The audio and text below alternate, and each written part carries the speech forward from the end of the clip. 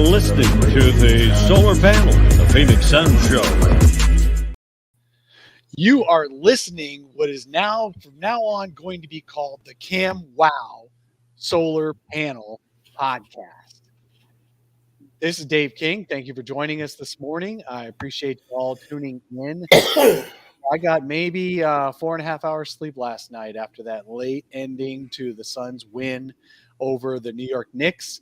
Got in late. When I got home after midnight, I had to rewatch that fourth quarter to see what in the hell just happened. And it's still incredible. And all the memes, all the screen shares and the video shares and everything from that winning moment were just incredible. Big shout out to So Says Jay for actually filming that in the moment. So if you go to Twitter, So Says Jay, check that out. He's got the moment filmed, and it's just pandemonium in that arena. Welcome to the solar panel. Thank you for joining us, people. I want to introduce or say hello to my co-host this morning. First of all, my partner in crime, the guy who's always with me, Brandon Zona. How's it going, man? Not bad. Who would have thought the game of the year would have been a game without Chris Paul and Devin Booker? Jeez. I haven't felt that way about it, like a game since probably the playoffs of last year. Just incredible finish, just out of body experience from Cam. Just really fun to watch. And PLR, Paul Richardson, the Cave Show. How's it going, man? 16 assists. Let's not forget that. You can't shoot it unless someone puts it in your hands. 16 assists. How nice is it to have our true backup point guard back? Yeah, we call this show the Cam Wow. It goes for both Cams, right? It was the Cam show last night.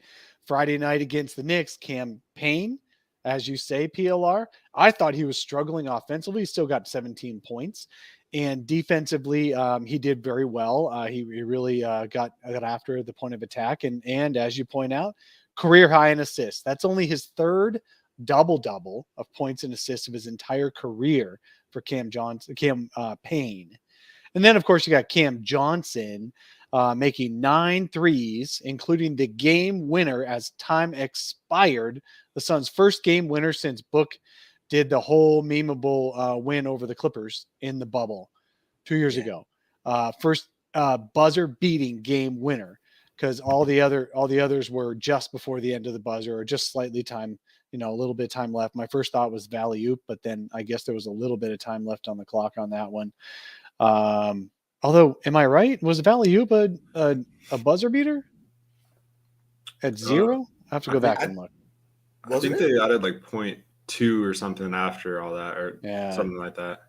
So technically, that was the most recent game winner. But you've got Devin Booker hitting big shots on final possessions for the Suns. You've got all these other. But last night, Friday night, in that game, the whole game, I'm sitting there in media row, and the whole game I'm going, man, these Suns, they're not going to be able to hit the big shots when they absolutely have to, because they don't have Devin Booker. They don't have Chris Paul. They don't have the guys who've been taking their big shots.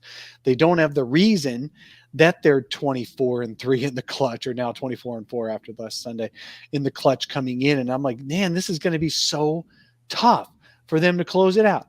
And then Cam Johnson decides, hey, I'm your big shot maker. I know, Brandon, you predicted Cam Johnson to have a big breakout game, but did you predict that he would be the clutchiest of clutch players on that floor? I mean, it was just unreal. Cam, in general, it feels like whenever he has a good look, you just expect it to go in. But last night, that was just like times 10. And one thing I'll say is, like, the Knicks just invent ways to lose. They're just even when they're up by 15 and without Paul and Booker, I knew we were going to get one more run from the Suns. I didn't expect them to, close it the way they did. But if you get in a close game with the Knicks, you have a chance anytime. So that was just an incredible shot. And one play I actually want to point out from Cam Payne, it was 95-81 in the beginning of the fourth quarter. Payne just missed a floater. Sims gets the rebound, and then Payne steals the ball and kicks out to Cam Johnson for an and one. I think that was a turning point of the game right there, because if the Knicks take the ball down the court and get a bucket there, I think that game's over. But that really shifted the momentum for the and one. The very next play, Payne assists Johnson on a 3, so that's a 6-0 run, just led by Cam Payne. So Cam Johnson was incredible. He deserves all his flowers, but Payne really made some huge plays when they needed him most. Yeah, Cam Payne, he was up and down in that game, man. Every positive play he had, it seemed like he had some negative plays that were going to kill the Suns, and then he comes back and he makes more than enough positive ones to save the day as well. PLR, you were out and about last night. You weren't at the game, and I was disappointed you couldn't be there. But that's okay. You had other better things to do on a Friday night. There's actually more to life than NBA basketball as a fan. Well, there's 12U basketball as a coach, so playoff game had to be there. But I will tell you this: I hate the Knicks. Like there are certain teams I want the Suns to be, and that's one of them. I'm just not a Knicks fan. You know what I'm tired of? The narrative that's really getting old, and I heard some of the talking heads earlier today. Well, they were without. I'm so tired of hearing every time the Suns win, I got to get the injury report or the kicked out report or the everything for every reason why the other team could lose. Do they ever look at the Suns report and say, "Well, you got one of the best point guards to ever play out. You have a possible MVP out in Booker. There are outs on the other side too." And so to come back and I didn't want them to blow the Knicks out, to be honest with you. I wanted it to be heart-wrenching, like reach in, snatch you out, and put you on a 6-hour flight back the other way. So I just thoroughly enjoyed that fourth quarter and that finish. Hey, I got to give a big shout out in our chat. We got a lot of great fans in the chat. Thank you all so much for joining us. But Aussie Suns fans pod, man, you guys, isn't it like 4 a.m. for you guys or something like that? 3 a.m. Get some sleep, man. But thank you so much for joining us. I appreciate y'all. And we should do a crossover pod at some point. If you're going to be up at this time of the morning, we should have a crossover pod someday. I'm laying it out here. I'm giving you the offer right now. Other fans in the chat, I think I'm going to have to go back and watch the tape for the Valley Oop. It sure seemed like that was a buzzer beater, but the last regular season buzzer beater to win a game for the Suns was the bubble all the way back, where the Suns had that final shot. And now we've got Cam Johnson as another huge clutch player. There's a comment, Isoquant in the chat said Crowder was also big time in the clutch. Absolutely. He made a couple of huge threes for the Suns to keep that game within striking distance. And he made a couple of defensive plays as well. I mean, just about everybody stepped up in that game. But I can't get off of Cam Johnson right now. So Cam Johnson started it was first quarter, I believe, as early as first quarter. Julius Randle lowered the boom on Cam Johnson's sternum and knocked him out to the point where he couldn't breathe, and he had to be called out of the game. He had to go back to the locker room. And he said after the game, his ribs are still hurting and he still didn't fully have his breath. Well, if that's what gets you 9 threes and a game winner and 38 points and almost as many points in the final 15 minutes of that game as you had as a career high in your life before that in the NBA. I don't know, man. Should we think about hurting Cam before every game? Zona, what was your take on how Cam Johnson responded to trying to get bullied by Julius Randle? I loved it. He didn't back down, and I think one thing I like about Cam Johnson in general is he is a little bit quiet. He's not like super emotional or anything on the court, but he's extremely competitive and chippy. And you saw that come out last night full force. And I think he said a quote like, "That's the first time he shot the ball angry." And if that's the case, like you said, then let's take him off before every game and get him going, because he really wanted to win that, and you could tell that the emotion behind that shot was kind of like, directed at Randall and the whole Knicks team. Like I just love the chippiness and competitiveness that he showed us last night, and just pay the guy. That's all I got to say. Pay the guy, man. He is going to get the bag. Everyone's going to get the bag on this team. The Suns. James Johnson has done such an incredible job building this team. What I think is funny is Suns Twitter keeps receipts. If Suns Twitter is great at things, one of those is keeping their receipts. And I saw so many retweets and quote tweets of bad draft takes of where the Suns, were killed for taking Cam Johnson in that 2019 draft. What we all conveniently forget is that we killed the Suns too. We all wanted Jared Culver. We all wanted Brandon Clark. I don't think any one of us said Cam Johnson's the best pick in the draft at number 11. None of us did. But you know what? We are going to quote tweet the fuck out of anybody else who gave the Suns crap for that draft pick. I don't know, Zona, you are a huge draft guy. You have draft boards every year. You do all kinds of analysis on the drafts. Did you have Cam Johnson as the best Suns pick at 11 that year? I did not. I had him like somewhere in the late teens, early 20s. Like I liked Cam Johnson. I just thought it was a reach and they could have traded back, but that's why James Jones is the GM and I'm not. But I mean, it goes both ways. There's in the draft, like it's always a crapshoot and there's going to be hot takes. And especially that day, I remember specifically that was when TJ Warren was traded. And then you have the Culver and Saric deal. So there's a lot going on and Suns fans were just kind of upset in general that day. And the whole time, James Jones is just like, just watch us play basketball when I'm done. Yeah. And it worked out pretty well. So I don't think anyone is complaining today, but I remember that day was just kind of a shit show on Suns There Twitter, might have been an episode of this podcast under this name, although I was not a part of it. It was a same day draft day reaction pod with my former pod co-hosts. And I think the title of the episode was "Who the F is Cam Johnson?" And one of my former co-hosts deleted it because they felt so bad about how bad the take was. But everybody had the same take. I wish he wouldn't have deleted it because it's what history is history for a reason. We all should keep our history. Some guy said that the Suns made the worst pick in the history, whatever, blah, blah, blah.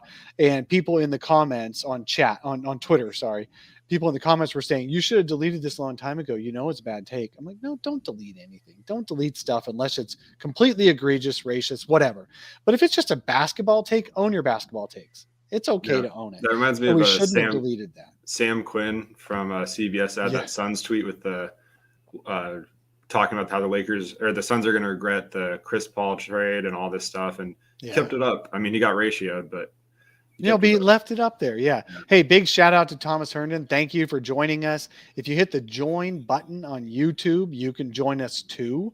You do get some extra special perks. Those come and go. Sometimes they're great. And sometimes I don't have a chance to give you those special perks, but I very much appreciate your support. That helps keep us going on this YouTube channel. That really does. And it really, really is appreciated. So hit the join button to do that. If you just at least hit the thumbs up button or whatever it is, the like button, I forget what it's called. But anyway, smash that so that we get, it helps the algorithms and gets more people watching this video.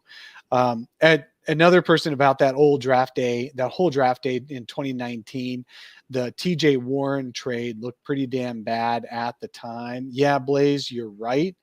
But again, what's funny is just this past week, somebody on Twitter retweeted a Reddit page on TJ Warren because there's a new report that he possibly might come back in the next couple of weeks for the Indiana. And the entire thread on Reddit was, who's TJ Warren?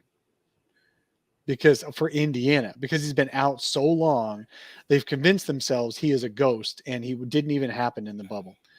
PLR, you want to have a take? Yeah, two things. One, I remember when Cam Johnson was drafted, a friend of mine covered him at North Carolina. So like the second he was drafted, I called her and I'm like, all right, give me everything you know about him.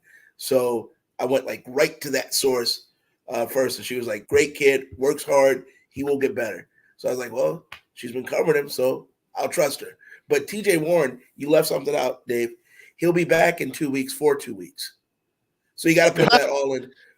Got to circle all that. And you know what? A lot of people didn't like the TJ Warren trade, but you and I were at a lot of games. And yeah, he could do certain things, but TJ never, I mean, for me anyway, I never got the feeling he really wanted to be here at a certain point. Does he really want to be anywhere?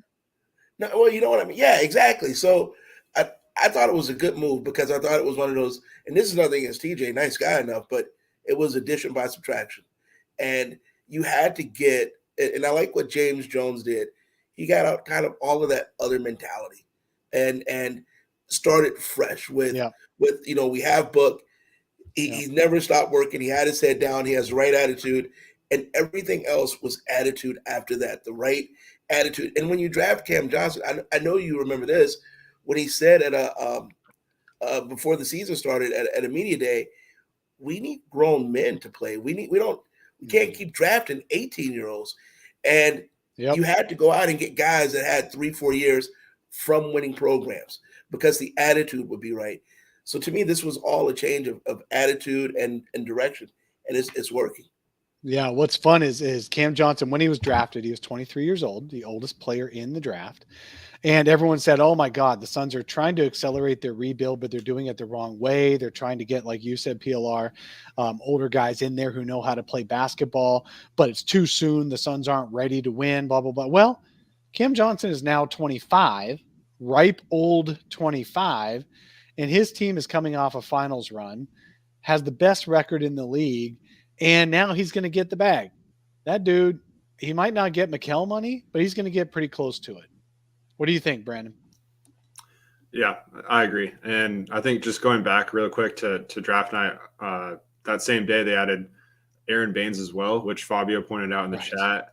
So they added Saric and Baines. Baines, that situation worked out perfectly. You got a career season from him, and then you're able to move on and just have Ayton get mentored and learn how to set screens. But yeah, I think Cam definitely has earned every cent that he's going to get at this point. And every time he plays, I think 30 plus minutes, he's putting up some crazy numbers. He's a starter in this league, as Richard Jefferson was talking about in the broadcast last night. And it's just a matter of time. He'll take Jay Crowder's spot.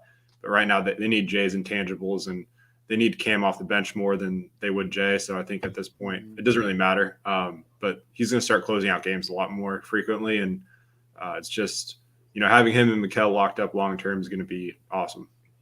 One thing that I do love, he got back the way you get back at someone.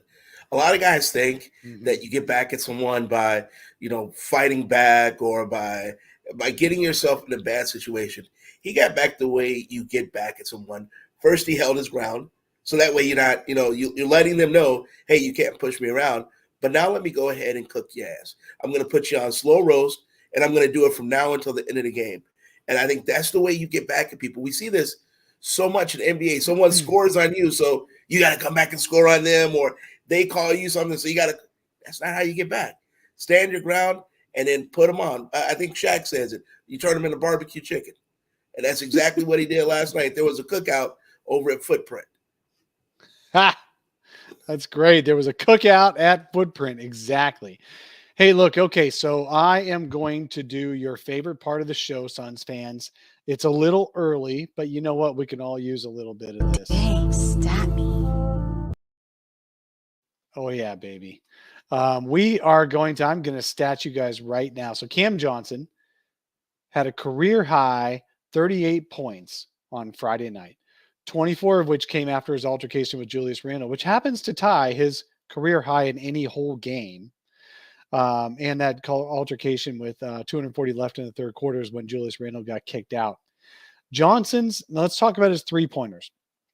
Johnson's 9 3-pointers matched a Phoenix Suns franchise record. Zona, PLR. Who are the other 3 Phoenix Suns players who have made 9 threes in a game? And everybody in the chat, too. You guys can comment. There's 3 other players in Phoenix Suns history. If you start naming them, you might get lucky. Aaron Baines is one, right? Aaron Baines, because you know this one, right? 37 points in that one. Probably almost the last the game. Step back three. I'll never forget. That was the weirdest game of all time, but it was incredible. Yep. I know it's not Mark West.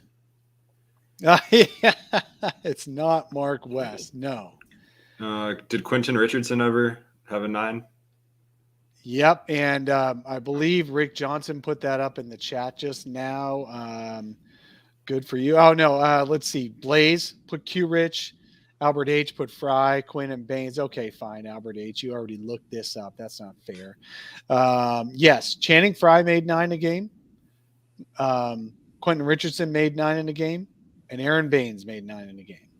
So good for you. Good for Cam for joining them. What's amazing is Devin Booker has not yet made 9 in a game, but Devin Booker had a better game overall because he did his in the playoffs. He made 8 of 10 in one of the playoff games last year. So I still think Devin Booker's has that. But anyway, we've got that. Now, there's another little stat. So I'm going to do it again because you guys absolutely love this. Dang, stat me. Okay, maybe I'm the one who loves that. So I'm just going to keep playing that whenever I can. Here's another stat. In the fourth quarter alone, Cam made 6 threes. Again, tying a franchise record for most threes in a quarter. Who are the other Phoenix Suns in history who've made 6 threes in a single quarter? Dan Marley or Rick Chapman? Neither. Wow. Is it no one? No, there's 3 other guys who have made 6 threes in a quarter. In a quarter. Booker, Isoquant, no, Book. not Book. Nope. Baines? No, not Baines. These are a little bit obscure, more obscure. Think about dudes who would take a ton of shots in the few minutes. None of them were career starters.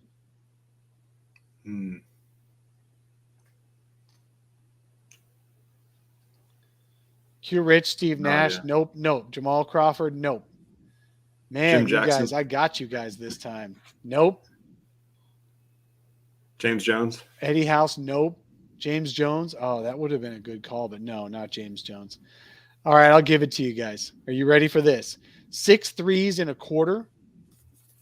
Any quarter, not just the fourth quarter, any quarter. Troy Daniels in 2017 for the Suns. Forgot he played for him.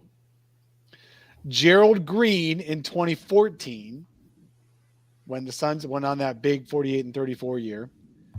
And Shannon Brown back in 2012. Shannon Brown. You guys remember that guy? Wow. Yes. Very well. Those are the only 3 guys besides Cam Johnson in Suns history to make 6 threes in a quarter. That is an interesting list.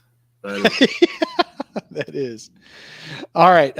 So that's our first part of the show. Big shout out to Cam Payne for his 16 assists. The dude still can't make a shot, but he made things happen in this game, and he is one of the biggest reasons the Suns won. It's just an incredible comeback win for the Suns on Friday night. So good big night for them. The Suns' current record is 51-12. They have an 8-game lead on the next best team in the entire association. 8-game lead. And there was somebody who tweeted, I'm not going to share the tweet because I haven't actually researched that this is true or not. So I want to be 100% sure it's true. I trust it, but I want to be 100% sure it's true. But it appears that every team in history of the NBA who has had at least a 7-game lead over the next best team at some point won the championship. But it's almost like bad karma if I share it, especially if it's not true. So the Suns, you guys should feel proud of the Suns for having such a big lead and being able to be a fan of this team. It's a great team. So the Suns are almost certain to have the first seed. They barely have to go 500. They're going to go better than 500. They barely have to go 500 to win, to make it impossible for anybody else to catch them. So that means they're going to be playing. Now we're going to move on to our second segment of the show, the second quarter of the show.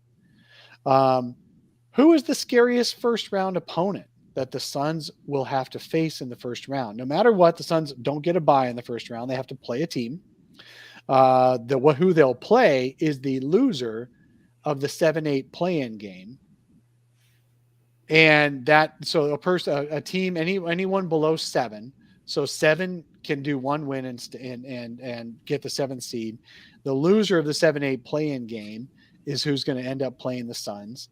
And the 8th seed is going to have to play. I mean, they're going to have to play one of the 9 or 10 teams. So there's 4 teams really in the mix right now. 4 teams in the mix for the 8th seed in the playoffs in 6 weeks. That's the Minnesota Timberwolves, who are currently 7th. Now, I put this down before last night's game, so a couple of these numbers might be a little off, but I think they're right. The Wolves are in 7th with 5 games over 500. The Clippers are in 8th, 3 games over 500. The Lakers are in 9th, 8 games under 500. And then you got the Pelicans, who are 26 and 36. They're in 10th place, but they happen to be the first team in history at least 10 games under 500 to win 3 consecutive games by 25 plus points. And that's after beating the Suns by 16 right after the All-Star game. So Willie Green has those guys playing. So you've got the Clippers, who are super dangerous. You've got the Wolves, who can catch fire, but they don't have any evidence of winning in the playoffs. You got the Lakers, who are LOL. And then you've got the Pelicans. Zona, who is the scariest opponent for you for the Suns to face in the playoffs in the round 1? To me, it's the Clippers, hands down. We saw what they did last season, and I think they're a little bit deeper now. And if Paul George is back, that team's extremely well coached. Ty Lue knows how to make the Suns uncomfortable, and he schemes better than any coach, I think, in the league, given like what they have. So now that they added Covington, and if Powell can come back before the playoffs too, I mean, there's a lot of ifs with that team.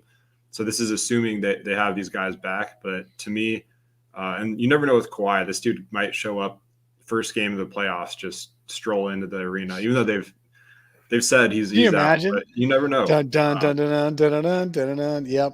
So to me, they not only they're tough even without him, but then there's that they have the highest ceiling too if something like that were to happen. So I don't want the Clippers. I want them to face the Warriors in the first round, because my hot take is they would beat the Warriors in 6. Oh, well, I think we can expect that the Warriors or the Grizzlies will most likely be their opponent in the Western Conference Finals. The great thing about having the 1 seed is that you don't have to play either of those teams until the Western Conference Finals, because they have to play each other first. And that's only if they make the second round. So the West playoffs are going to be tough depending on players coming back from injury. Denver has already played itself up into the top 6, even without Jamal Murray and Michael Porter Jr. So they're almost certainly not going to fall into the bracket. The Suns may have to play them in the second round, but no, because they'd be they'll play the 4-5 winner. So it's possible the Suns will have a tough second round. But the first round is going to be Wolves, Clippers, Lakers, or Pelicans almost certainly. PLR, what's your thoughts? I think in order: the Wolves, the Clippers, the Pelicans, the Lakers. So I think the Wolves, even though they are not, you never know with them. You never know what day you're going to get. But I think matchup-wise, I look at athletes, and they are the most athletic team the Suns would have to face in the playoffs. And I think that can wreak havoc, because you have a young second-year guy in Edwards. D'Angelo Russell is like the craziest wild card. There are games where you're like, dude, this dude is definitely an all-star. And then there are games where you're like, dude, did he play tonight?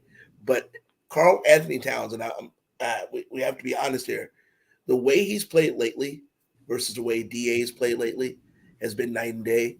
And so that kind of concerns me a little bit. So I think they would be the toughest matchup. I give the Clippers next because of respect. But in all honesty, Morris only shows up when the games are here in Phoenix.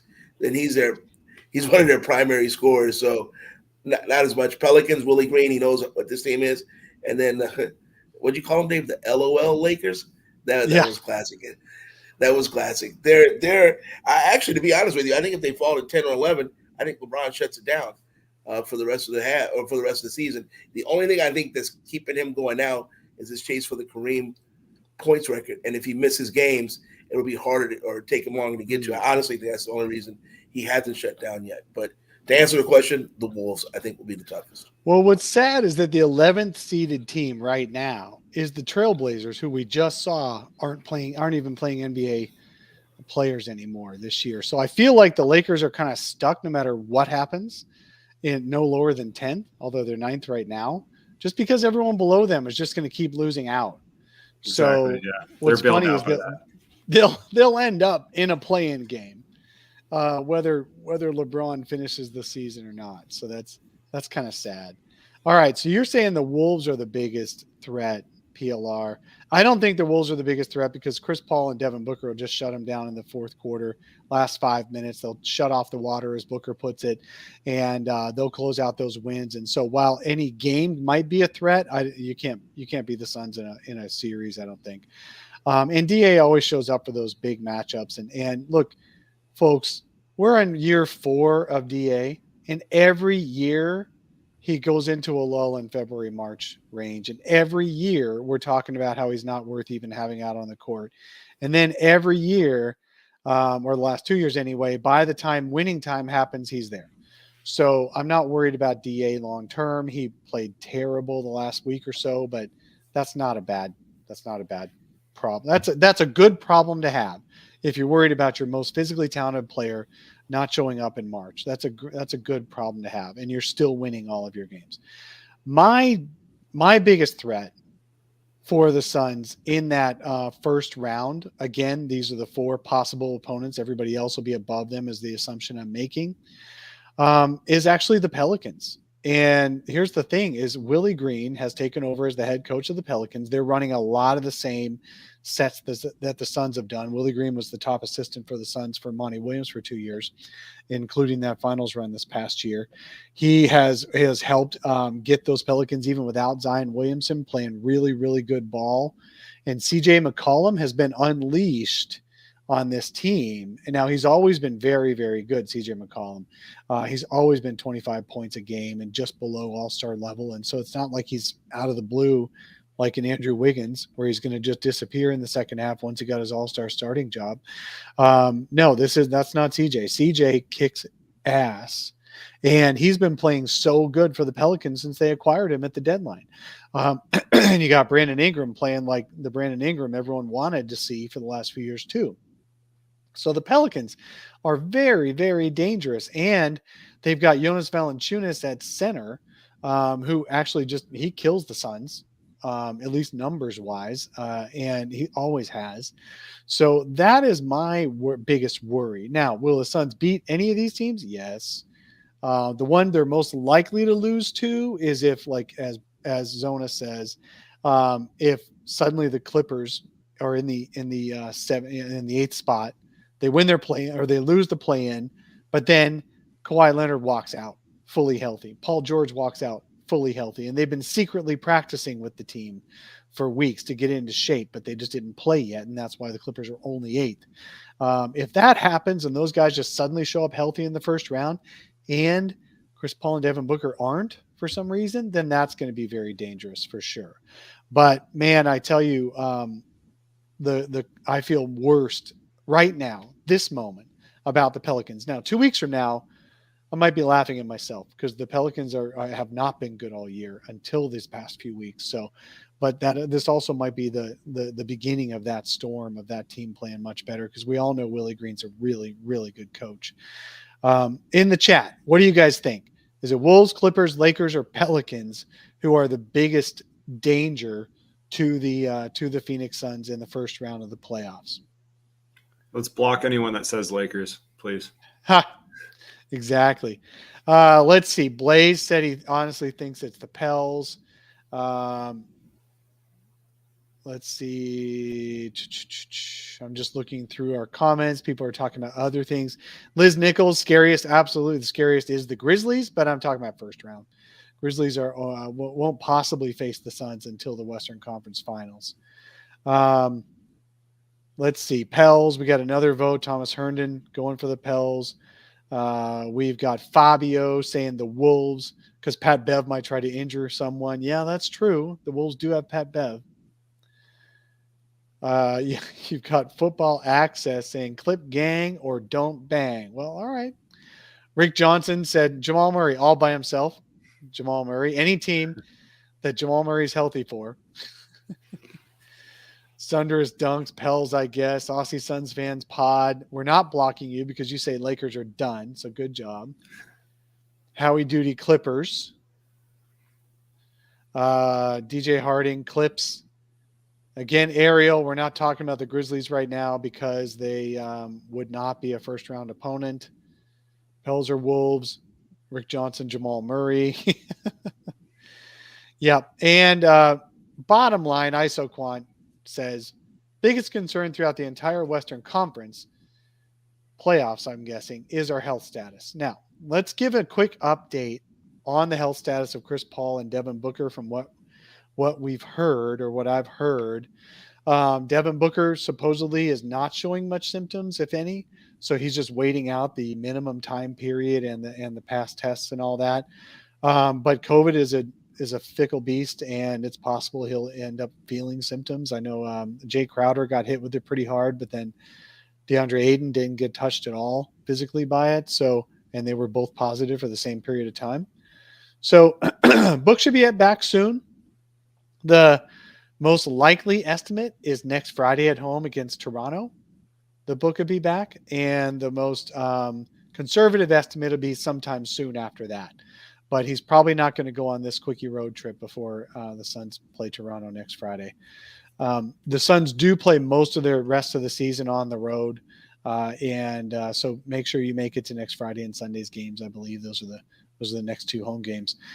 So I think Booker will be back fairly soon, and that'll be helpful, but not in time for the Bucks or I forget who else they play on this road trip. They play Orlando at least one of the games. We got the Magic and the Heat back to back. And the Heat. I knew the Heat was that Florida road trip. Yeah, that Heat is going to be a tough one for sure.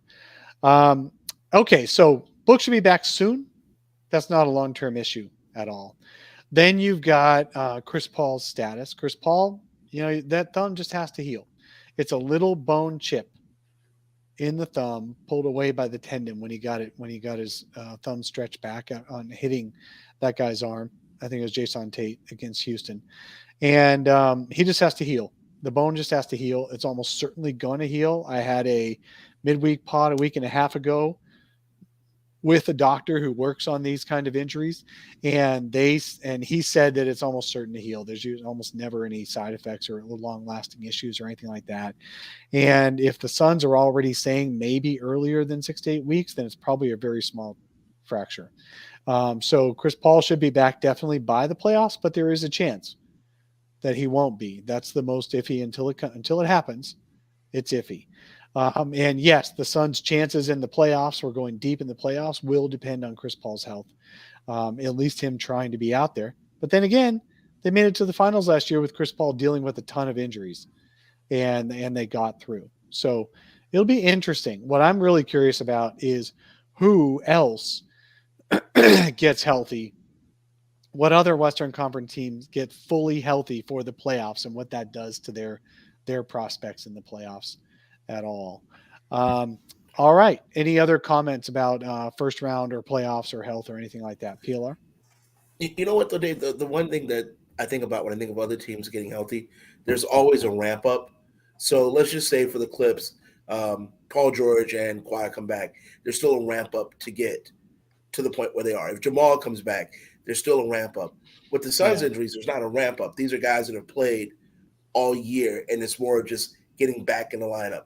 So you're not messing with the structure of the team in terms of who's subbing what, who's coming in where. You just go back to what you're doing.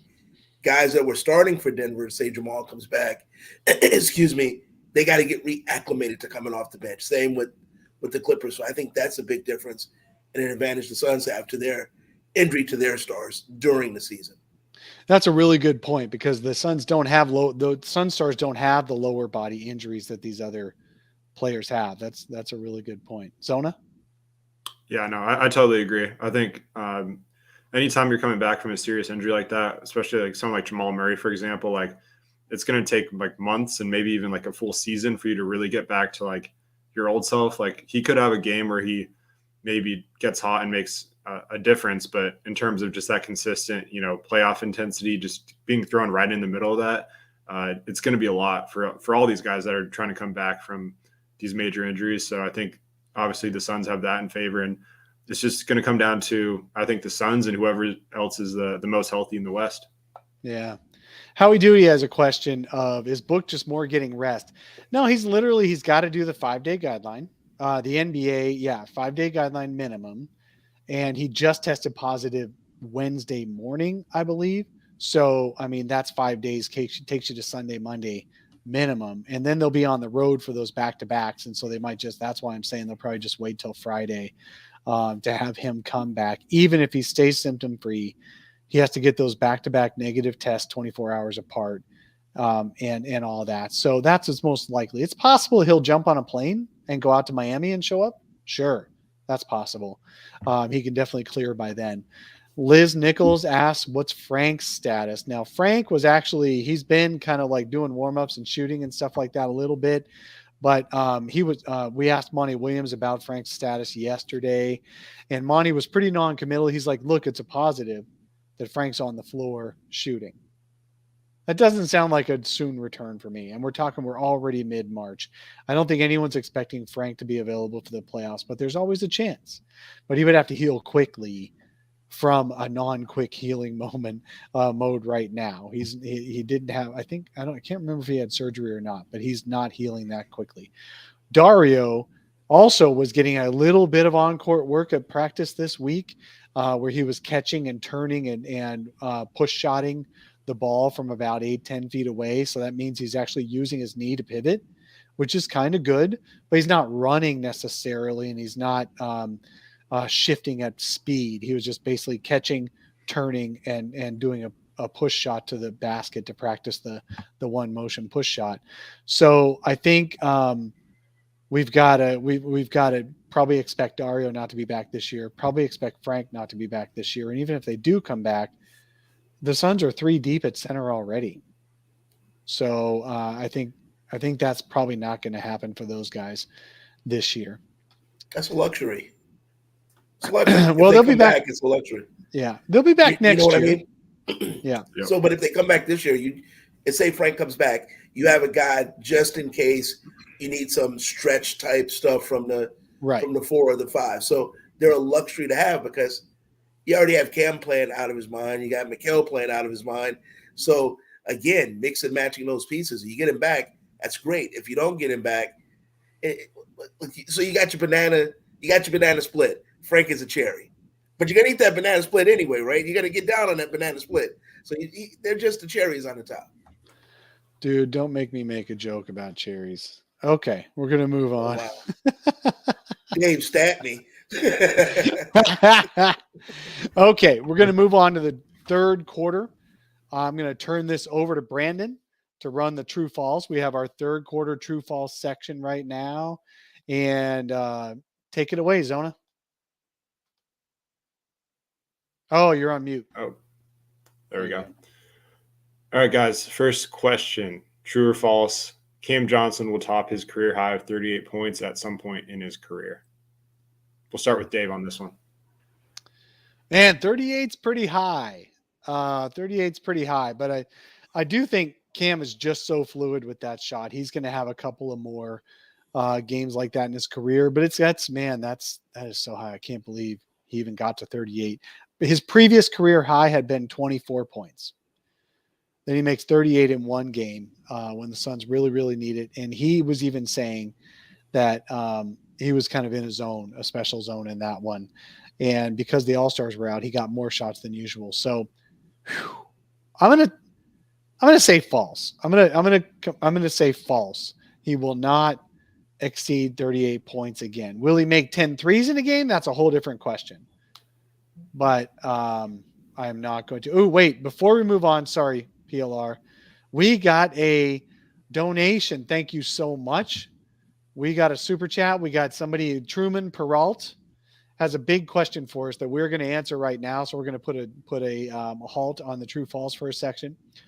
Do you believe the Suns are the team to beat in the West and are favorites? I'm wondering who you think is the best comp for them, because I don't think anyone can take them to 7. All right. So first of all, we are going to talk about the Suns' biggest threats in the overall Western Conference playoffs soon. And that would be probably the Grizzlies. Well, definitely right now the Grizzlies and the Warriors, and then if healthy, Clippers and Denver are going to be huge obstacles. So, are the Suns the team to beat in the West, and are they the favorites? And who's the best comp for them? Zona, go.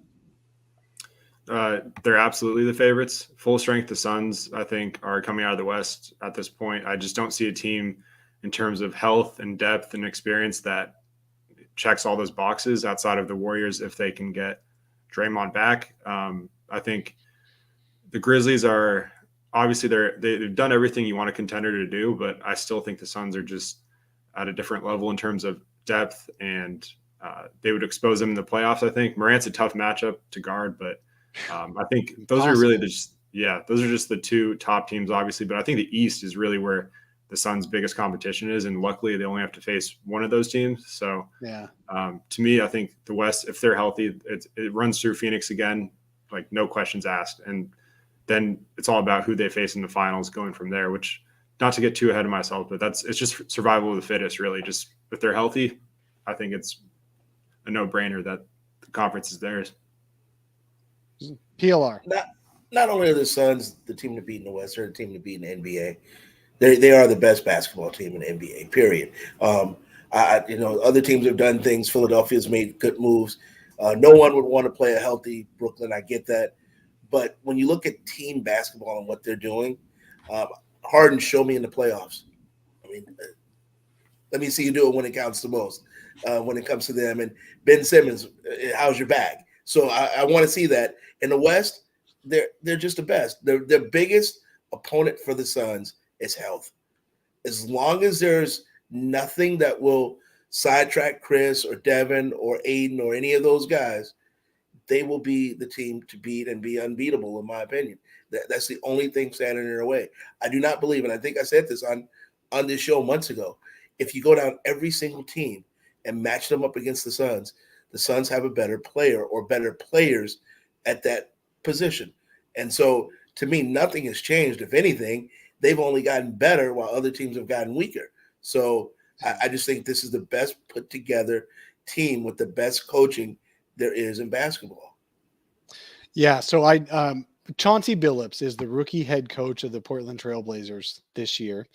So I got to ask him a question pregame on Wednesday night when the Blazers came to town. And I asked him, I said, does this Suns team remind you of your Pistons teams from 2004, the early 2000s Pistons teams who they won a championship, they got to another finals, and they were in the Eastern Conference Finals a couple of different times. And he said, absolutely not. And I said, and he said, absolutely not. I do not see the similarities between these Suns teams and that Pistons team. And the reason I thought so was because they played as a team. They're the team play. The Pistons won without having superstars because John Hollinger of The Athletic wrote earlier this year that the Suns would be one of the rare teams, if they win a championship with this team, would be one of the rare teams not to do it without a superstar, to do it without a clear in their prime superstar. Well, Chauncey Billups laughed that off. He said, the reason the Suns don't compare to the Pistons is because the Suns are better. They've got Chris Paul, one of the top 3, 4, 5 point guards in the history of the game, first ballot Hall of Famer, top 75 all time. And they've got Devin Booker, who's going to be there one day. And he said, our Pistons didn't have anyone like those two. So this is why the Suns are the favorites. This is why the Suns are not this nice pat you on the back of the head. Oh, it's cute that you guys play like a team, but you're going to lose in the playoffs. That's why they already made it to the finals this past year. And they only lost because they weren't quite ready to step up in those final 4 games of the finals to close it out. And Giannis was, after 4 years of coming up short himself, he said, no, thank you. I'm not going to do it again. Chris Middleton, Drew Holiday, they all stepped up. Good for them. But they'd all already been humbled in the playoffs before. The Suns had not been humbled yet. Now the Suns have. And so another person was saying that this Suns most compares to late stage Spurs, who won the finals in 2014 after having lost to the Heat the year before on the Ray Allen step back 3. And the Spurs came back and won the next finals on the tail end of Duncan and those guys' careers, so they weren't in their prime anymore. But this is like early front end of this Suns run, and that's what they most resemble because they've got the superstar type talent. Book is early in his career. CP is late in his career, but they're still there. And so, yes, this Suns team is the team to beat. Yes, they are the favorites, and they're the most likely to win the finals because of those things. They have the superstars and they have the team play. And Billups actually finished out his comments to me with, you know what? The reason you think the Suns and the Pistons are similar is because of team. They play like a team. And you saw it on Friday night with Book and CP both out. Who stepped up? The team stepped up. The rest of the team stepped up and finished it. And that reminds me of prime Spurs. And I know that makes the bile rise in your throat a little bit, makes you feel a little bit queasy comparing the Suns to the Spurs. But you know what? There's no better compliment than saying that this Suns team is the closest that any team has come to the Spurs in a long time. So yes, the Suns are the favorite in my not so humble opinion. Should be humble opinion. Thanks for that question, Truman. Really appreciate it. Let's go back to true false. Zona, go ahead and take it away with the second question. So I don't think PLR got to answer the. Oh yeah, Cam sorry. Career right. high. Hey, I'll keep the train moving fast. False. There you go. Ooh, we had a number of trues in the chat. I just want to give a shout out to the chatters. I'll say true. You guys are just haters. I'll drop a 40 piece at some point. Wow. Okay, 2 trues and a false on Cam Johnson exceeding his career high of 38. And that's some high expectations there. Go right ahead. Yeah, I was gonna say false, but since you guys both said it, I gotta shift it a little bit. All right. Second question. We should be worried about Deandre Ayton's lack of production of late, specifically with Booker and Paul both out, and with CP out, just kind of the lack of aggression and just attention that you want him to demand in terms of offensive aggression. Is that something you're concerned with? We'll start with PLR on this one. Yes, not in terms of points, but as a big man, he should be controlling the backboard, and the amount of rebounds that he's getting offensively and defensively, to me, that's more disappointing. I'm not as concerned about the points because he has to be fed the ball, and people have to understand by now, he's not a guy that's going to come down and say, next time down, give me the rock. I want it to run to me. That's not his personality. But he can keep the boards clean, and he should not be consistently out-rebounded. And I think that's where my concern is more than the points. That's just want and aggression. That's not anything more than that. So when you see guys like a Drummond or a Whiteside who know their offensive limitations, but Drummond will get you 18 points because he's going to get you 7 offensive rebounds. That's effort. And so I wish Ayton would have that kind of effort. I'm not as concerned about the plays running through him, but give me 3-4 offensive rebounds. He should be at 13 rebounds a game, especially with those guys out. And that's where my concern is. Yeah. Yeah, my answer is, should we be worried right now about Deandre Ayton just coasting through these games? Absolutely. He's not stepping up. And when your 2 superstars are out, that's the time the former number 1 pick in the draft should be stepping up, should absolutely be stepping up. And he's not. And that's what's really sad. It's really sad that Deandre Ayton is not stepping up right now. He's just kind of going along with the flow. He's just one of the guys. That the thing is, though, what we need to understand and remember and calm ourselves with is A, the Suns don't need him to step up to win games, and B, he knows that. And he's just, his personality is, I'm just going to go along. Now, PLR, you're right. It makes my bile rise in my throat when you say he should have the same effort that Andre Drummond gives in a game. That's not, DA is so much better than Andre Drummond. Andre Drummond is such a paper tiger. The guy gets those offensive rebounds and everything, but he has no touch around the basket. He doesn't really play defense. He gets rebounds. That's about it. I'd much rather have DA than him, but this is a terrible version of DA, and DA even himself knows it. So I just don't understand why he's doing what he's doing, why he's coasting. But I do remember that every single February or March, this is when we're complaining about DA's effort. And if he shows up in the playoffs again, we're going to forget about all these complaints. That's what matters. He knows what matters. And it is a bummer that it is sad. And we should be worried about the fact that he doesn't step up in the small moments. But hey, at least he steps up in the big ones. So we'll go for that. Okay, Truman gave us another donation. Really appreciate your donation here. And the question that he's got for us, I think a lot of centers can do what he does with this supporting cast, and that's why the Suns don't want to pay him. I think that is a false argument, Truman. I'm just going to say it. I just think that's a false argument. If you look at the stat sheet, yes, there are other centers who can do it. If you look at individual games, yes, you can get a 20 and 15 game from any of the centers that are on the Suns roster. And we've talked about this, that Bismack gave us a huge game and JaVale McGee gave a huge game. But what DA does that nobody else does is his defense. Even on Friday night, even when he wasn't getting boards, it's because the Suns were doing a 5-out switching on every play, and DA was ending up on the driver forcing misses, and that's what was giving Mitchell Robinson those offensive rebound putbacks, because Mitchell Robinson was in behind DA because the Suns defender had gotten blown by, or DA was following him to the basket from the outside, and he forced the miss. So, no, I don't think so. Oh, wait. Rick Johnson said he's got a question about national media. I'm not exactly sure which question you want us to answer, Truman, but I'm going to answer that one. PLR or Zona, do you have a different take or any additional comments on what DA is he that replaceable? How replaceable is he? He's not. That's why it's so frustrating, because what he can do defensively are things that the other centers can't do.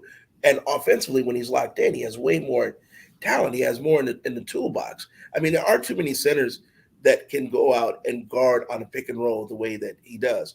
RJ Barrett shot 6 of 26 last night. It seemed like he was always getting to the bucket, but he was always missing. The problem was there was no backside help to keep Mitchell Robinson off of the glass. So, yes, that's why I'm frustrated with the amount of rebounds, just because I know what he can do.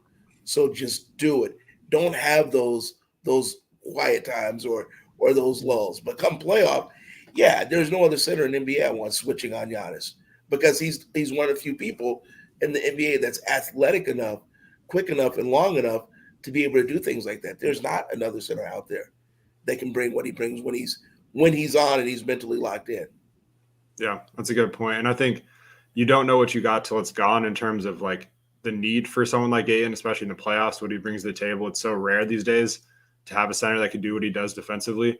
But I definitely am concerned with the lack of effort. That's one thing that he can control, and it should never be at that level. And, just getting out rebounded and really just not being there for a national TV game too is something we haven't really seen. Usually he always steps up for those games.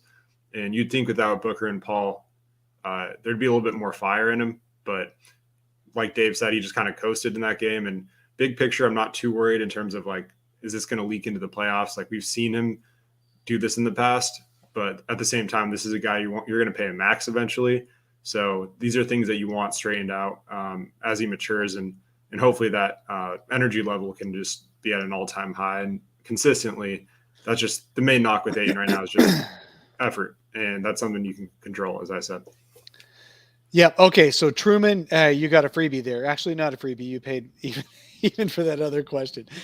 Truman, your other $10 question. Do you think the media purposely gets away from talking about the Suns? I see Reddick talking about it, but how do you keep the best team in the league out of your mouth? PLR, give us your first take on that. I've said it before. Remember, I think you joked with me about it. They're not YouTubeable. They're not TikTokish. Yeah. It's a lot easier when you have Ja Morant doing crazy left-hand alley-oops or blocking those shots. And then, look, ESPN, I don't know if they're married to or if it's their affair with the Lakers. The Lakers could lose 40 games in a row, and that will always be their lead story because they have a transcendent superstar. And we know what's going on And Philly, big trade, big name. So the Suns are that. I said this on my show once. The Suns are the guy that goes to work and comes home every day, and the wife loves him because he goes to work and comes home every day. But then there are those other people that want the bad boy and the name and the pomp and circumstance and everything else. They can have all that. They're the widget makers. They go to work, they make their widgets, and they come back. The media, that doesn't sell the same because you can't go to 18,000 highlights or show one thing. Hell, look, the Lakers could lose, and we'll have logo LeBron. They lost the damn game by 20. I don't give a crap that he hit a shot from the logo. They lost by 20. Whereas the Suns could go the opposite way, win by 20, and they'll be the fourth team that they talk about. So, yeah, the media isn't recognizing, but you know how you do that? You win. And when you win championships, you get talked about, and you get put in that stratosphere. So it'll happen. We just have to be patient. What I don't want is a lot of media pub and then something goes wrong, because then that's when you get to see I told yous. Sit back. Let the media, let national media do what they do, and the Suns will take care of business, and all the good stuff that comes will come with that. Totally agree. And I think one team that's similar to the Suns in terms of just disrespect is the Bucks. Like, just seeing how they're talked about, and especially leading up to last season, just ESPN and the national media in general just chooses their teams that they want to cover and anoint, especially these young stars like a Luka or a Ja that get their kind of season where it's like that's all they talk about. Booker never got that. All he was a good player on a bad team, stat padding according to them. So they were all wrong about that. So they don't want to give him his props, and he kind of missed out on that whole building the hype moment that these other young stars got. So the league just kind of picks players like that, and they all voted Tom Thibodeau as the coach of the year last year, the fraudulent coach of the year. Blew a 15-point lead to the Suns without Booker and Paul.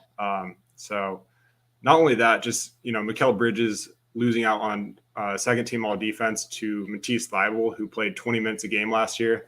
Just East Coast bias that just and then Cam Johnson not being in the 3-point contest. Well, and Julius Randle making second team all NBA, and Devin Booker, although different position, I get it, but I'm still going to complain anyway. Devin Booker not getting any of the 3 all NBA teams. Yeah. The league just ignores them. It is an East Coast bias, and it's a big market bias. It's all about the clicks. And the Suns, since they're 7 seconds or less years, haven't been the clickable team. And this is another comp that I'm going to make to the Spurs.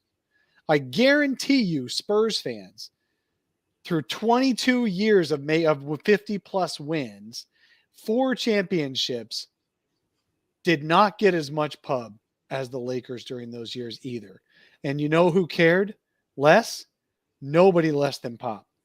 Nobody less than Tim Duncan. Nobody cared because the Spurs just wanted to win games and win championships. That's really all the Suns care about too. JJ Redick had Mikal Bridges on his Old Man in the 3 pod this week, just yesterday after the Chicago win. After the Portland win on Wednesday. That's as recent as this is. And Mikal was even laughing. They were laughing about the fact that the Suns aren't getting any press even now. And it's just, they're just not YouTubeable. As the first comment is the last comment. PLR, you're absolutely right. They're not memeable. The only thing that's memeable is Mikal Bridges' facial expressions, and that's just kind of fun stuff. That's not even something that you share. I mean, hell, even Cam Johnson's buzzer beater is a bank-in one that happened at midnight, or almost in the middle of the country, and past midnight on the East Coast. No one even saw that live. So, I mean, it is what it is. Don't worry about it. Don't worry about the media attention. I get tired of hearing about that yellow team too. But you know what? We get to watch the greatest team on earth and enjoy it. And that the folks in the arena are enjoying every single second of it. You're talking to a guy who I used to have season tickets to the 7 seconds or less Suns. Okay. During their heyday, I went to those playoff games. I went to all that. This crowd is better than that crowd ever was, because that crowd was, bless their hearts, an older generation already already tired. You know, they got burned out by the end of the 7 seconds or less run, and they got old, and they didn't even jump up. My whole section wasn't on their feet most of the time. And that was during great years. This crowd, these fans are the best fans. And Cam Johnson was even talking about it. Cam Johnson had a hell of a week, by the way. Cam Johnson had a hell of a week. He starts out doing the lemonade stand, turned out to be thousands of people who came to that thing. He had his birthday. He had his career high. He had game winners. He's had a hell of a week. And is that going to get covered on national media? No. Does it matter? No. Truman, man, you are funding us. We're going to go out to lunch after this. Of course, it takes 3 months and we only get half the money from YouTube. But anyway, we're going to go out to lunch at some point on this. Do you think this team is better than Steve Nash's team? Absolutely it is. Absolutely. This Suns team is better than Steve Nash's team. You know what else?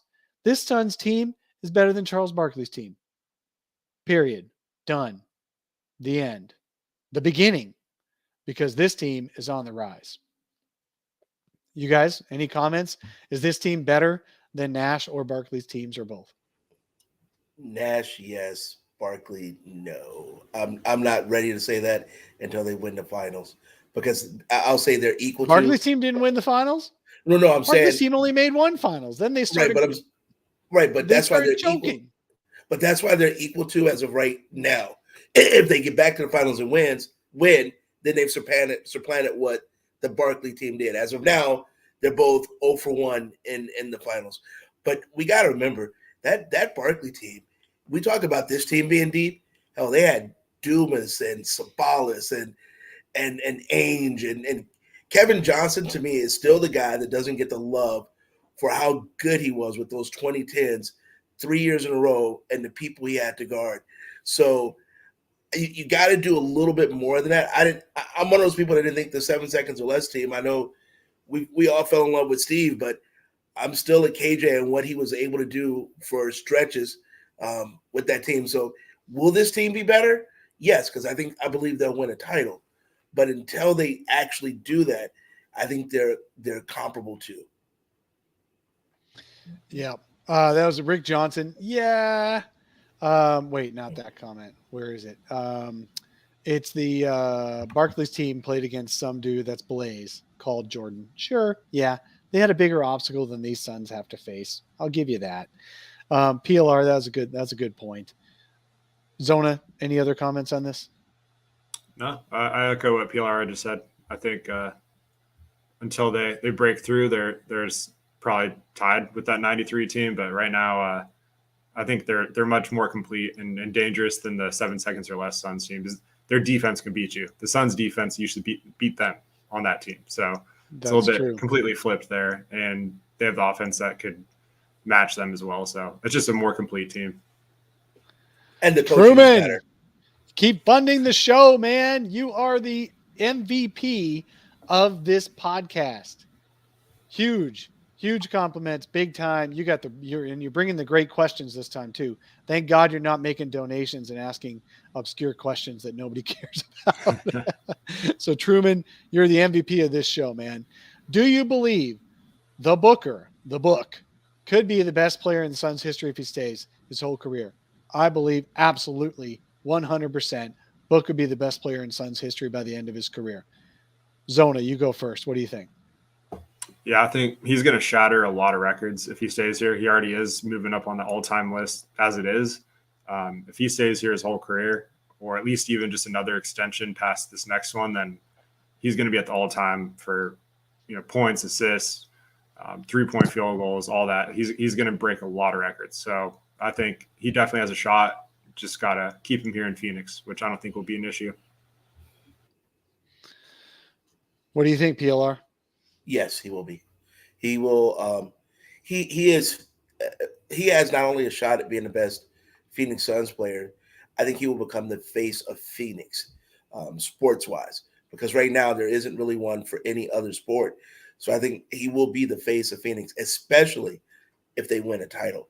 Think about it. Barkley was the face of Phoenix for 4 years, and they never won anything.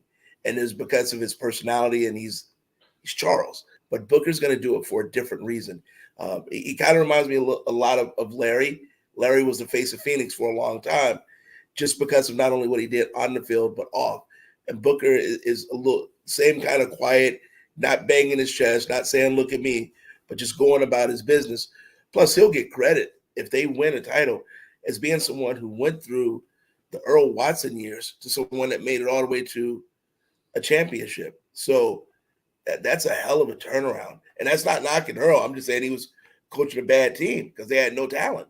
So that you turn that around and you become a champion, there's no way to say he wouldn't love him forever and he wouldn't become the best son. So Low Sun says he has to win an MVP and a trophy. The numbers don't mean he's better. Rick Johnson says best sports player of all time in Phoenix. Look, man, here's the difference between Devin Booker and other all-time players. Devin Booker is basically Larry Fitzgerald. Okay, so if you're talking about all sports, Devin Booker is our Larry Fitzgerald in that spending his entire career with the same team, going through the bad years as well as the good years, never giving up on the team, never wavering in his faith in the team, always being loyal to the team, and making it all the way to the big game. Fitzgerald made it to the Super Bowl, and he scored the touchdown that put the Cardinals ahead with less than 2 minutes left. That's the all-time best sports player in the history of Arizona sports right now, because he played his entire career here. And that's why Booker is right in that same tier. He's going to be the best Phoenix Sun player ever. Absolutely. Because of his loyalty to Phoenix, his love for the city of Phoenix. That's what makes Devin Booker the best Sun of all time, already in my book. You know what's hilarious? I agree with everything you just said in terms of all that. It's just insane that he's only 25 years old. That's what we kind of forget. Like, theoretically, he's not even in his prime yet. So he still has a huge window to do a lot more, and he's already accomplished so much. So I think he's going to run away with that. Yeah, Rick Johnson, he wants to emulate Kobe. Kobe stayed, although conveniently, some conveniently forget he almost left. He threatened to leave. I don't think he ever really wanted to leave. He was just holding the Lakers' feet to the fire. But that's what makes Book even better as a teammate, as a loyalist, than Kobe, in my opinion, because Book never even threatened to leave to get the Suns to get better. He was patient. I keep sharing this video of Book on Twitter and all that. Him back in 2019, the Suns are on yet another losing streak. And he's like, one of these days, we're going to see the beauty in all this. We're going to have fought through all this, and it's going to come back, and we're going to be winners. That's what he did. That's Booker. He stayed the whole time, never wavered. He's already, in my book, the best Sun of all time. Truman said he was leaving for the day, but then he made another donation. So we have to take another question. This is the last one we can take, Truman, because we got to wrap this up. Zona, we're going to push your true falses to next week, the rest of your true falses, and we'll see if they're still relevant or not. We got one or two left. Truman, for $5. Thank you so much, buddy. Do you believe Booker will win the MVP this year? No, he's not. He is going to be in the top 5. He's going to make all NBA. He's not going to beat out the centers for MVP. PLR Zona, your thoughts? Yes, he will win the MVP of the NBA Finals, which is the great Michael Jordan once said, I don't really give the rest. I won an MVP in the finals, which means I won the finals. So you can give that other beep away to whoever you want. This is the one that matters. That is 100% perfect answer, man. I wish I'd have thought of that one. Zona, go.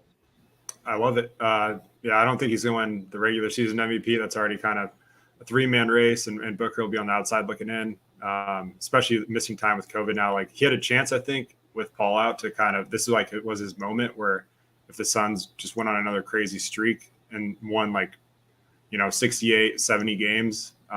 But now with CP out and all this happening, I just don't see it happening. Yeah, no, I don't. You know what? If he comes back real soon, then that's if he comes back real soon, then he can still really push toward that MVP, because Chris Paul's not going to come back real soon, especially if the Suns got the first seed locked up. They're going to want him as healthy as possible. And I swear to God, the second Chris Paul is cleared to play a game, he's going to force his way into 30, 35 minutes a game. He won't let Monty short minute him. He's not going to let, he doesn't do it. He doesn't let it. I swear to God, on Wednesday night against the Portland Trailblazers, the Suns were up 30 at the end of the third quarter. All the starters sat the fourth quarter. No player on the entire team played more than 28 minutes in that game. And I guarantee you, if Chris Paul was healthy and that same exact score unfolded, he'd have ended up finding a way to play 35 minutes. He just does. And Monty can't say no to the dude. So the best thing the Suns can do is have Chris Paul wait until as late as possible to give him just enough time to get ramped back up with the guys and reacquaint and all that stuff, but not too much time to where he has a chance to get hurt again. And giving 37-year-old legs rest is a good thing. So that gives Devin Booker a chance to get himself into that top 5 of MVP. I'm going to call it here. If Devin Booker stays healthy the rest of the year, he's going to be a top 5 MVP vote getter. He's going to get votes, because I think it's only top 3 that media vote for, by the way. I don't think they go 5 deep anymore. I think it's only 3 deep.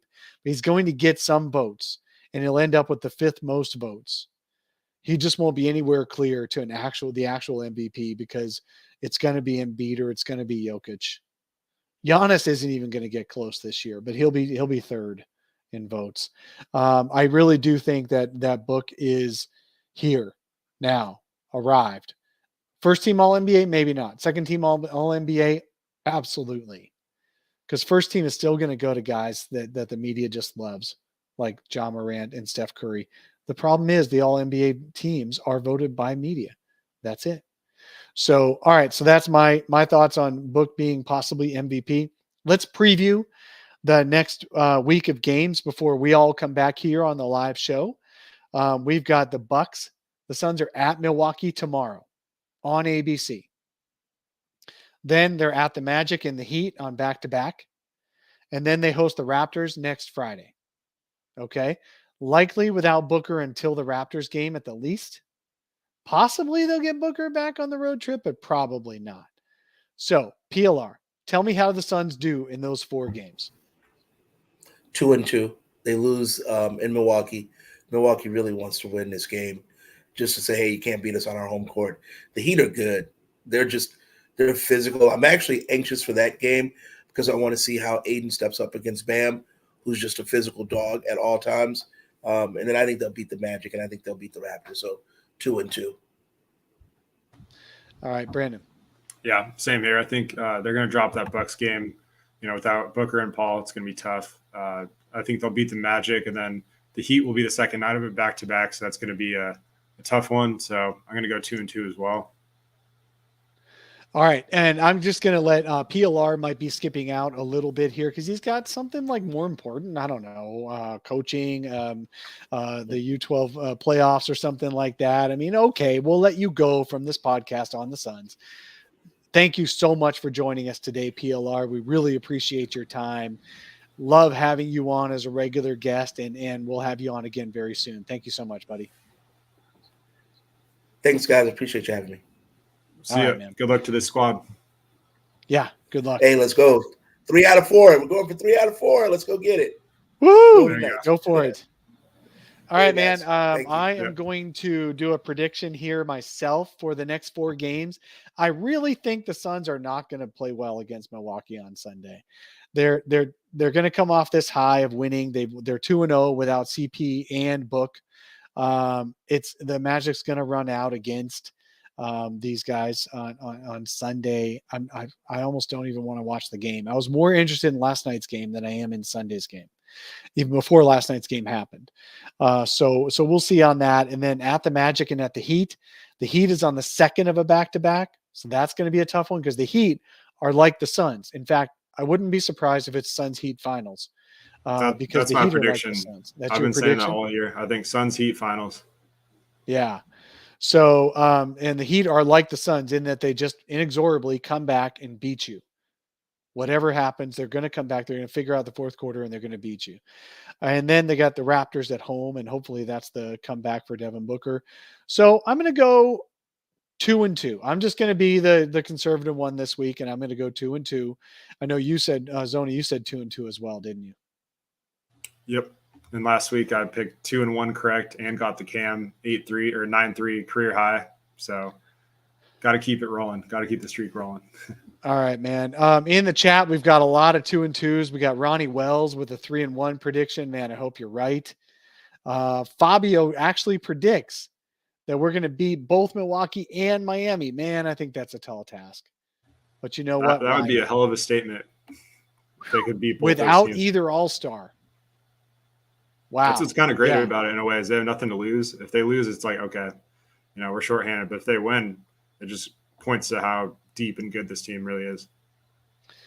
All right, man. Rick Johnson. Oh, yeah. Booker has a rematch with the Raptor mascot. if the mascot travels.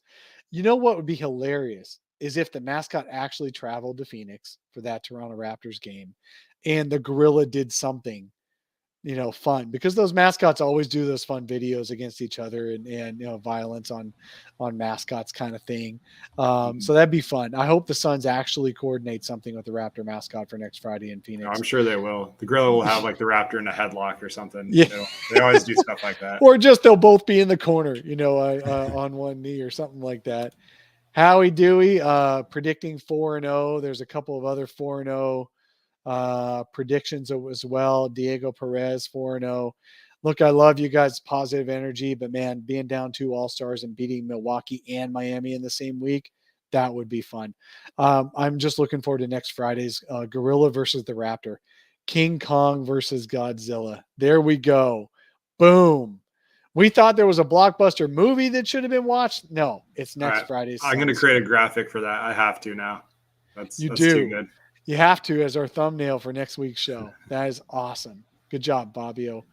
Thomas Herndon predicts 2-2. Rick Johnson, keep him close. Just keep him close. That's right. Just at least show up for the games this week. All right. So thank you so much, Zona. Tell us where we can find you around the Twitter sphere and the web. Yeah, you can find me at ZonaHoops_ on Twitter. I work at brightsideofthesun.com and zonahoops.com. All right, man. Yep. Look at both of those websites. Those are great websites. I also work at brightsideofthesun.com, and we are the best Suns blog in the history of Suns blogs and the best one in the world today. And then you'll also get this solar panel. You've got me here. Watch out for a midweek. That's going to be audio only. I'm going to have an interview with the Grizzlies beat writers, the Daily Memphian, I believe it is, beat writers, to talk about the Grizzlies as a threat to the Suns in the West, what they see from the Grizzlies, how they think a non-proven playoff team, how they could do this year in the playoffs, what's good and what's bad about them. I think that's going to be a fun interview. Look for that midweek, sometime Tuesday, Wednesday timeframe. And until then, you all find me at Dave King NBA on Twitter. Again, go to the website, brightsideofthesun.com, and watch our pod feed. Thank you so much for joining us today. We really appreciate you, Suns fans. And big shout out to everybody in the chat. You guys made this a hell of a show. Thank you so much.